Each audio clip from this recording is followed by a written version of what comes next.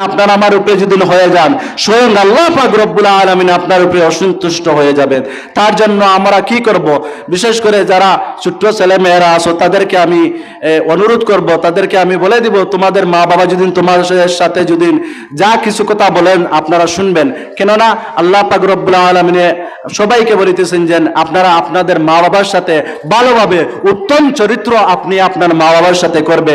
আপনার মা বাবাই আপনার জন্য কি করেছেন খোঁজ নিয়ে দেখেন না, আপনি খোঁজ নিতেছেন না, আপনি সরে যাইতেছেন। আল্লাহ পাক রব্বুল আলামিন কোরআন শরীফের মধ্যে বলিতেছেন, ইয়া আইয়ুহাল ইনসান মা গররাকা বিরাব্বিকাল কারীম, হে আমার বান্দারা তোমরা কিভাবে আমি আল্লাহ পাক রব্বুল আলামিনের কাছ থেকে তোমরা মুখ ফিরিয়ে নিলে।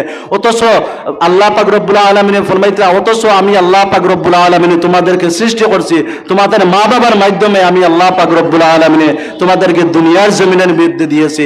মা বাবা এক সন্তানের জন্য কি করতে পারেন? যে সময় আমি মায়ের গর্ভের মধ্যে ছিলাম, আপনার আমার মাই কি, আপনার আমার মা বাবাই কি কষ্ট করেছেন আপনারা কি একটিবার মনের মধ্যে এনেন, একটিবার মাইন্ডের মধ্যে এনেন?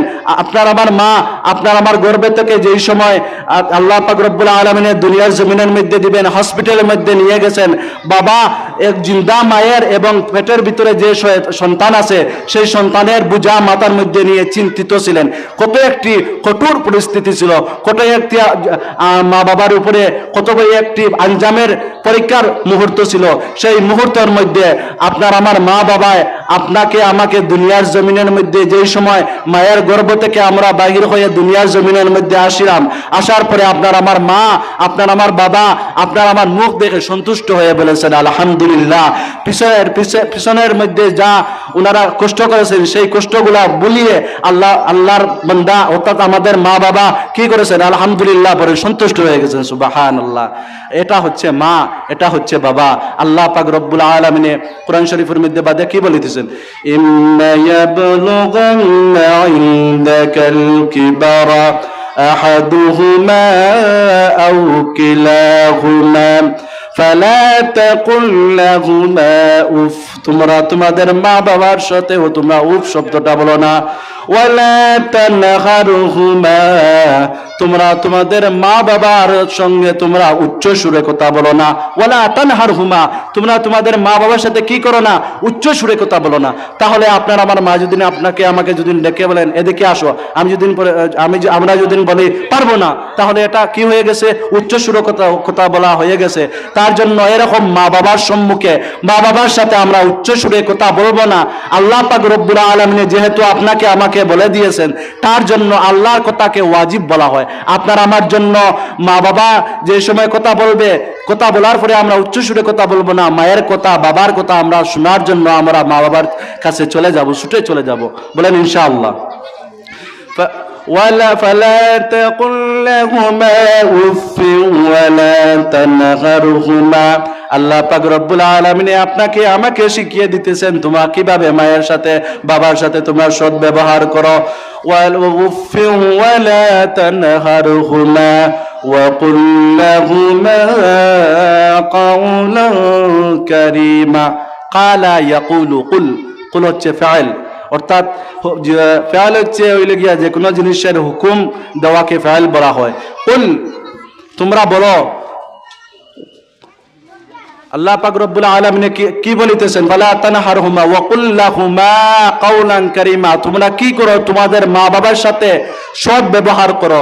তো ওয়া কুল লাহুমা কাওলান কারীমা, তোমরা ইজ্জতের সাথে তোমরা ভালো ভালো কথা মা বাবার সাথে সৎ ব্যবহার করো, ভালো ভালো কথা বলো। মা বাবা যদি কোনো কিছু বলেন তাহলে তুমি কি করো? তুমি সংগ্রহ করো অথবা তুমি এই কথা মেনে নাও। তোমাদের মা বাবার সাথে তোমরা ইজ্জতে কথা বলো।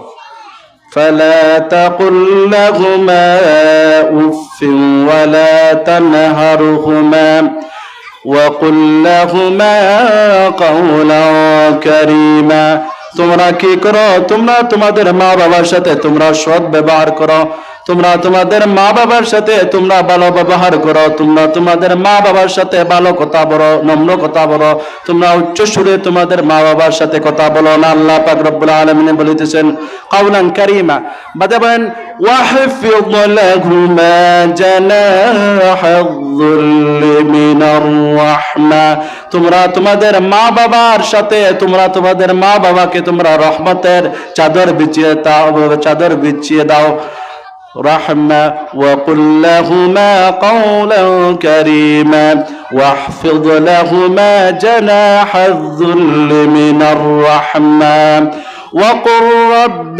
واحفظ لهما جناح الذل من الرحمة وقل رب ارحمهما كما ربياني صغيرا।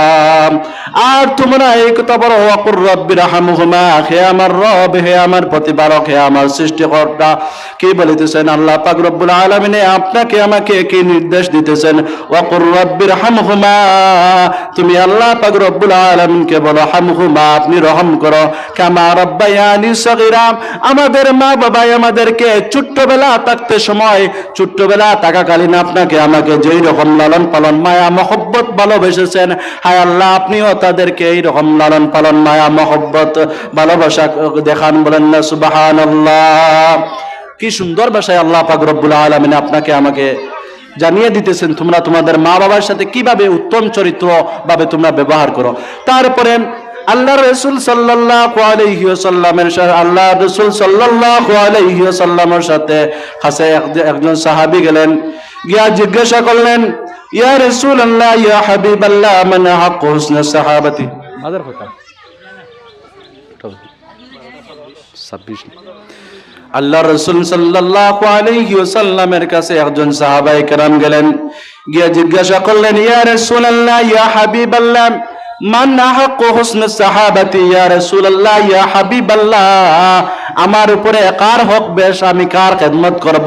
তখন আল্লাহ রাসূল সাল্লাল্লাহু আলাইহি ওয়াসাল্লামে কি বলিতেছেন, উম্মুকা, তুমি তোমার মায়ের খেদমত করো। তারপরে আল্লাহ রাসূল সাল্লাল্লাহু আলাইহি ওয়াসাল্লামকে সেই সাহাবী জিজ্ঞাসা করলেন, ইয়া রাসূলুল্লাহ ইয়া হাবিবাল্লাহ তারপরে আমি কার খেদমত করব? সুম্মা মান, আল্লাহ রাসূল সাল্লাল্লাহু আলাইহি ওয়াসাল্লাম বললেন, উম্মুকা, তুমি তোমার মায়ের খেদমত করো। তৃতীয় নম্বরে আবার সেই সাহাবী জিজ্ঞাসা করলেন, ইয়া রাসূলুল্লাহ ইয়া হাবিবাল্লাহ সুম্মা মান, তৃতীয় নম্বরে আমি কার খেদমত করব? তৃতীয় নম্বরে আল্লাহ রাসূল সাল্লাল্লাহু আলাইহি ওয়াসাল্লামে বললেন, উম্মুকা, তুমি তোমার মায়ের খেদমত করো। চতুর্থ নম্বরে আল্লাহ রাসূল সাল্লাল্লাহু আলাইহি ওয়াসাল্লামকে সেই সাহাবী জিজ্ঞাসা করলেন, ইয়া রাসূলুল্লাহ ইয়া হাবিবাল্লাহ সুম্মা মান, আমি কার খেদমত করব? তখন আল্লাহ রাসূল সাল্লাল্লাহু আলাইহি ওয়াসাল্লামে বললেন, আবুকা, তুমি তোমার বাবার খেদমত করো। তাহলে আল্লাহ পাক রব্বুল আলামিনের হাবিব সাল্লাল্লাহু আলাইহি ওয়াসাল্লামে বলেছেন তিনবার মায়ের কথা। তাহলে এই জায়গা থেকে বোঝা যায় মায়ের হক তিনটি। তাহলে মায়ের হক তিনটি যদি না আমরা খুঁজতে যাই তাহলে কোরআন শরীফের মধ্যে আমরা পাবো। আল্লাহ পাক রব্বুল আলামিনের মায়ের হক তিনটি। কোন তিনটি? আপনারা তো শুনেছেন যে মায়ের হক তিনটি আর বাবার হক একটি। মায়ের হক কোন তিনটি? আমরা তো এটা শুনি নাই। তাহলে আমি এখন আপনাদের সম্মুখে বলবো মায়ের হক কোন তিনটি।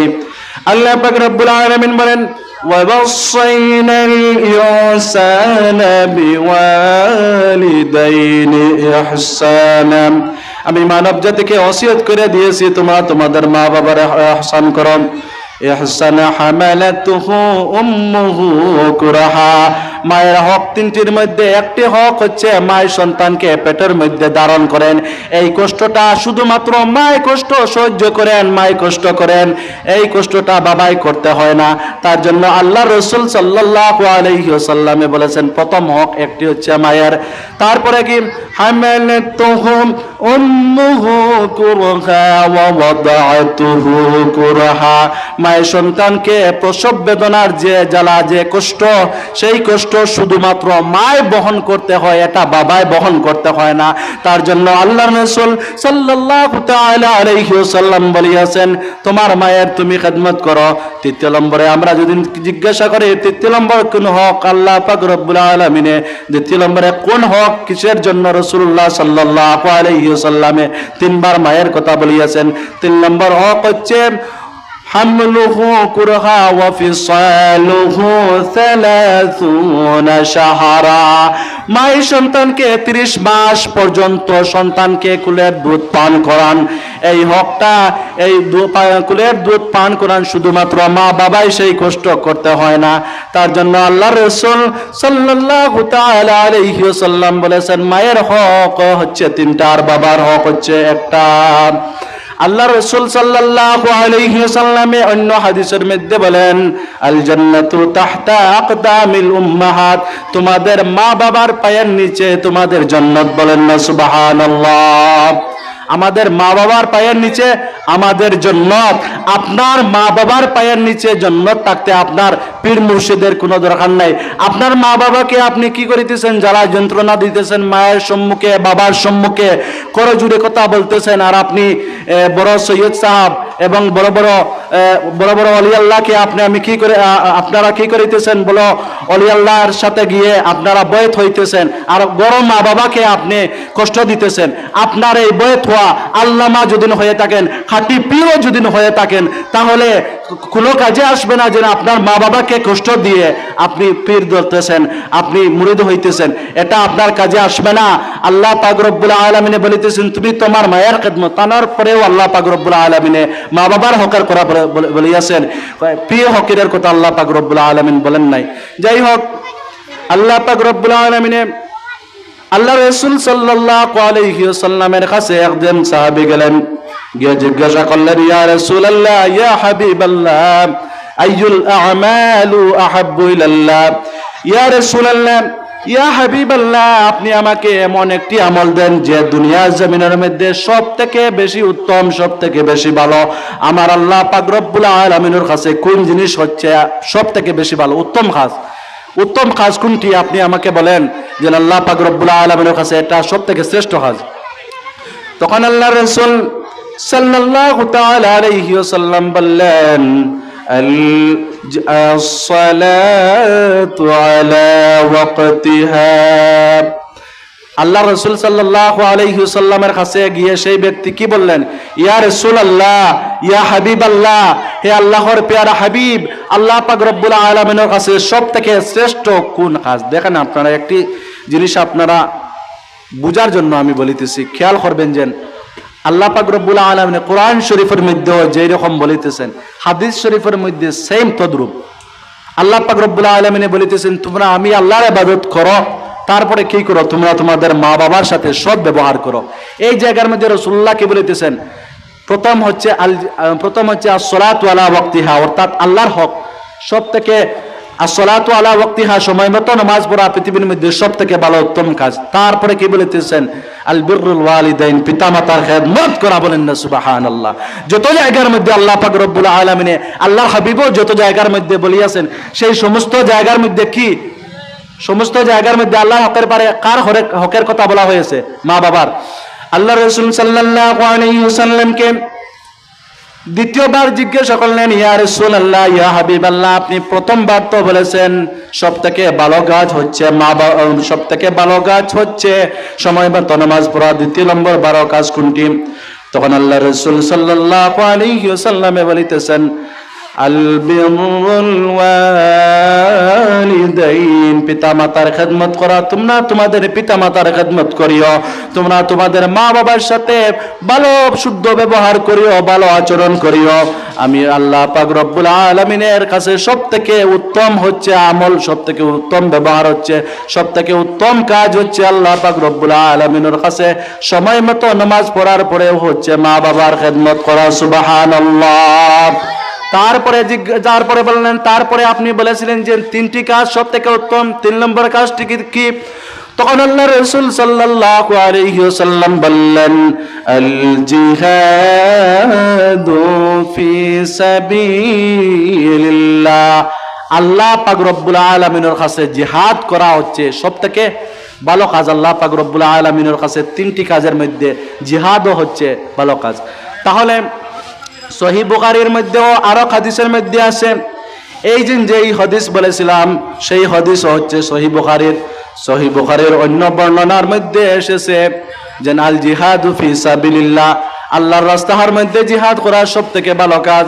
একজন সাহাবী রাসূলুল্লাহ সাল্লাল্লাহু আলাইহি ওয়াসাল্লামের কাছে আসলেন, এসে বললেন, ইয়া রাসূলুল্লাহ, ইয়া হাবিবাল্লাহ, আমি জিহাদ করতে চাই, আমি জিহাদের মধ্যে যাইতে চাই। তখন আল্লাহ রাসূল সাল্লাল্লাহু আলাইহি ওয়াসাল্লামে বলেছেন, হ্যাঁ সুন্দর কথা, তুমি জিহাদের মধ্যে যাবে, তুমি ভালো কথা বলেছ, কিন্তু আমি তোমাকে আমি একটি প্রশ্ন করতে চাই। তখন সেই সাহাবী বললেন, ইয়া রাসূলুল্লাহ, ইয়া হাবিবাল্লাহ, কি প্রশ্ন করতে চান? তখন আল্লাহ রাসূল সাল্লাল্লাহু আলাইহি ওয়াসাল্লাম বললেন যে তুমি যেন জিহাদ করবে, তোমার ঘরের মধ্যে কি তোমার মা বাবা আছেন? তোমার ঘরের মধ্যে কি তোমার মা অথবা তোমার বাবা কেউ আছেন? বললেন, না, আমার বাবা নাই, কিন্তু আমার মা আছেন।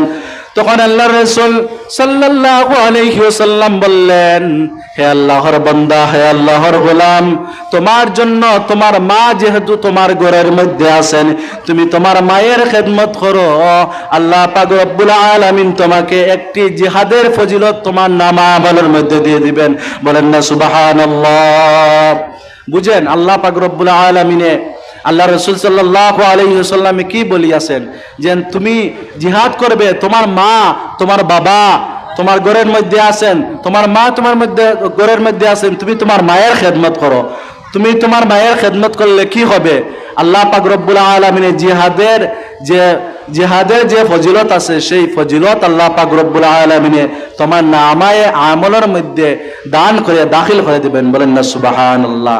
মা বাবার প্রতি আমরা খেদমত করলে অনেক ফজিলত আছে, কোরআন এবং হাদিসের মধ্যে অনেক আল্লাহ পাক রব্বুল আলামিনে আল্লাহর রাসূলে ঘোষণা করিয়াছেন। যাই হোক, তারপরেও আল্লাহর রাসূল সাল্লাল্লাহু আলাইহি ওয়াসাল্লামে আর রিওয়ায়াতের মধ্যে পাওয়া যায় যে কোন সন্তানে যদি মা এবং বাবার যদি মুখের দিকে তাকায়, তাহলে আল্লাহ পাক রব্বুল আলামিন মকবুল হজের সওয়াব দান করে দেবেন। বলেন না সুবহানাল্লাহ।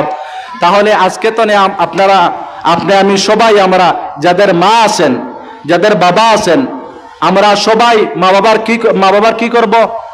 যেগুলো আদেশ করেন, যেই কথাগুলা বলেন, আমরা সবাই অ্যাকসেপ্ট করার, গ্রহণ করার আল্লাহ পাক রব্বুল আলামিন যেন আপনাকে আমাকে তৌফিক দান করেন। বলেন আল্লাহুম্মা আমিন। যাই হোক, সময় সংক্ষিপ্ত, আমি এখানে এই মুহূর্তে আমি শেষ করলাম। আমিন, আল্লাহুম্মা আমিন। আলহামদুলিল্লাহি রাব্বিল আলামিন ওয়াল আকিবাতু লিল মুত্তাকিন ওয়াস সালাতু ওয়াস সালামু আলাইকা ইয়া রাহমাতাল লিল আলামিন। ربنا ظلمنا أنفسنا وإن لم تغفر لنا وترحمنا لنكونن من الخاسرين رب اجعلني مقيم الصلاة ومن ذريتي ربنا وتقبل دعاء মাবুদ রব্বুল আলামিন এতক্ষণ সময় ধরিয়া আল্লাহ কোন রচনা করলাম আপনি দেখরে জান্ডারে মাওলা। আল্লাহ বিশেষ করিয়া মাওলা বিরুল ওয়ালিদাইন অর্থাৎ পিতামাতার সম্পর্কে যা কিছু হইলাম রে মাওলা, ও আল্লাহ আমরা যারা শুনছি আর আমি হইছি, আল্লাহ সবাই রে আপনি কবুল আর মঞ্জুর ফরমাও। ও আল্লাহ আপনি আপনারে বেশ বেশ করি মা বাবার খেদমত করার, ফরমাবরদারি করার তৌফিক দান ফরমাও রে মাওলা।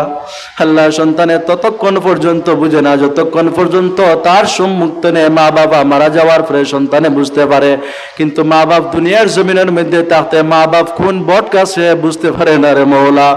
ও আল্লাহ বিশেষ করিয়া রে মাওলা, আল্লাহ আপনার যারা মা বাবা দুনিয়ার জমিনের মধ্যে আসেন, আল্লাহ হায়াতে তৈবা জিন্দগি দান ফরমাও। আল্লাহ আমরা শান্তির জায়গা আর মাতার ছায়া দুনিয়ার জমিনের মধ্যে আরো কয়েকদিন আপনি বাকি রাখিল রে মাওলা। আল্লাহ বিশেষ করিয়া আপনার যারা মা বাপ দুনিয়াতে নেই খবর বেশি গেছেন, আল্লাহ আমার খবর বেশি মা বাপ রে আপনি জান্নাত বেশি করিয়া দাও। ও আল্লাহ বিশেষ করিয়া আজকে যে আল্লাহ যুবক ভাই হলে, মুরব্বী বাবা হলে যেই ওয়াজের আয়োজন করছেন, আল্লাহ এই মাহফিলটা আপনি কবুল আর মঞ্জুর ফরমাও। আল্লাহ এর উসিলায় আল্লাহ এই হামসায়াত তনে জরিয়া করিয়া যত নয়া পুরানা আমর দেগান খবর বেশি হয়েছেন তামাম রে জান্নাত বেশি করিয়া দাও। আল্লাহ যারা জীবিত আছেন, আল্লাহ তামাম রে আপনি নেক আমল করার বার তৌফিক দান ফরমাও রে মাওলা।